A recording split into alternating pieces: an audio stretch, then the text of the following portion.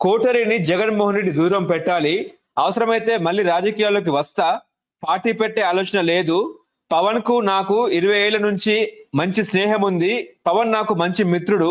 భవిష్యత్తులో కూడా జనసేన అధినేత AP deputy CM Pawan Kalyan గారిని విమర్శించనని చెప్పేసి మాజీ ఎంపీ విజయసాయిరెడ్డి మాట్లాడారు.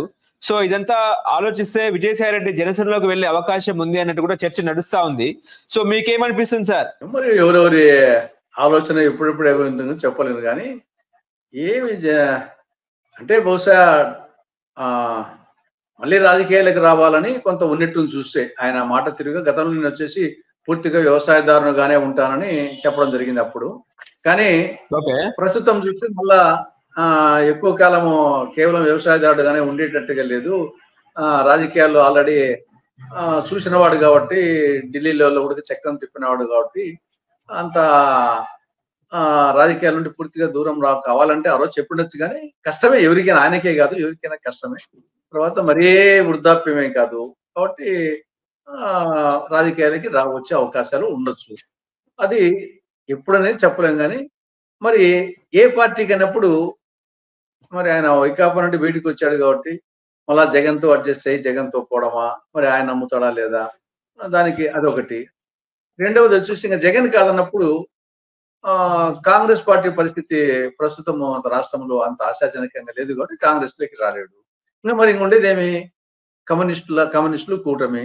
కమ్యూనిస్టులు కూడా సరే అదొక పోరాట చేసినప్పటికీ అధికారం వచ్చే పరిస్థితి లేదు కాబట్టి ఇంకా టీడీపీ కూటమిలోకి చేరాలా. టీడీపీ కూటమిలోకి చేరాలంటే ఆయనకు 3 అవకాశాలే. టీడీపీ అయినా ఉంది, గతంలో కూడా ఆయన వచ్చేసి రాజకీయం నిర్మించుకుంటా అన్నప్పుడు అందరినీ పోయినాడు. జగన్ను పోయినాడు, చంద్రబాబు నాయుడు పోయినాడు, మోడీని పోయినాడు, అమిత్ షాను పోయినాడు, పవన్ కళ్యాణ్ పోయినాడు. అప్పుడే ఆయన దూరదృష్టిలో పెట్టుకున్నట్టుంది, ఎప్పటికైనా భవిష్యత్తులో ఏమో పరిస్థితులు ఎట్టా వస్తాయని చెప్పేసి అన్ని ఆప్షన్లు పెట్టుకున్నాడు. భారతమ్మను కూడా పొగిడాడు, జగన్ను పొగిడాడు, జగన్ భార్య భారతమ్మను పొగిడాడు, నరేంద్ర మోడీని పొగిడాడు, అమిత్ షాను పొగిడాడు, చంద్రబాబు నాయుడు పొగిడాడు, పవన్ కళ్యాణ్ పొగిడాడు. కాకపోతే ఏమంటే కమ్యూనిస్టులు మమ్మల్ని పొగడలే, తిట్టలేదు కాబట్టి ఆయన అప్పుడే ఆప్షన్ పెట్టుకున్నట్టు. కాబట్టి మరి ఖచ్చితంగా రాజకీయాలకి తిరిగి వస్తాడు అనుకుంటున్నాను. ఆ వచ్చేది మరి ఏ విధంగా అనేది వచ్చే నాటి పరిస్థితి బట్టి ఉంటుందని అనుకుంటున్నాను. అంటే జగన్ కోటరిని దూరం పెట్టాలి అంటే ఆ కోటరిలో ముఖ్య నాయకులు ఎవరని అనుకోవచ్చు అంటారు? ఆయన దృష్టిలో బహుశా సజ్జల రామకృష్ణ అంటే ఉండొచ్చు మెయిన్ గా. అదే ఇప్పుడు విజయసాయి రెడ్డి కూడా అట్లనే చెప్పినాడు, ఇండైరెక్ట్ గా అతనే పాయింట్అవుట్ చేశాడు సార్. అదే ఉండొచ్చు. ఓకే, ఇప్పుడు తులసిరెడ్డి గారు, ముఖ్యంగా పవన్ కళ్యాణ్ గారిని ఎన్డీఏ పక్కన పెట్టింది అనేది కూడా చర్చ నడుస్తా ఉంది. ఈ చర్చ ఎందుకు ఇంత బలంగా బయటకు వస్తుందంటే ఏం చెప్తారు సార్? బయట పెట్టడం అని కాదు,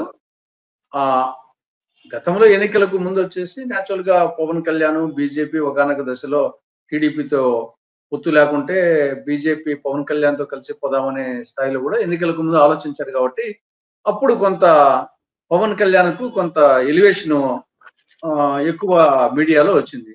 తర్వాత సరే ముగ్గురు కలిసి పోటీ చేశారు, అందరికి సీట్లు బాగా వచ్చాయి.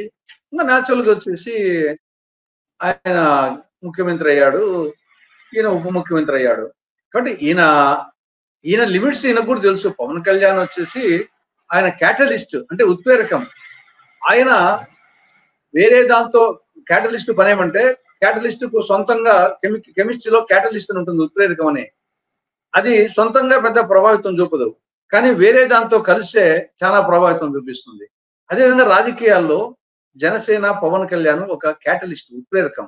సొంతంగా బలం లేదు, కానీ వేరే దాంతో కలిస్తే మాత్రం కొంత బలం ఉంటుంది. అది ఆ పవన్ కళ్యాణ్కు తెలుసు, తర్వాత వచ్చేసి మిగతా వాళ్ళకు కూడా తెలుసు. కాబట్టి ఎంతవరకు అంతవరకు ఆయన ఆచితూచి అడుగేస్తున్నాడు. కొన్నిసార్లు దూకుడుగా వేస్తున్నాడు, కొన్నిసార్లు మళ్ళా జాగ్రత్తగా ఉంటున్నాడు. చంద్రబాబు నాయుడు గారు కూడా వచ్చేసి బంపర్ మెజార్టీ ఉంది. ఈవెన్ బీజేపీ, టీడీపీ, జనసేన అవసరం లేకుండా కూడా సొంతంగానే మెజార్టీ కావాల్సినంత మెజార్టీ ఉంది.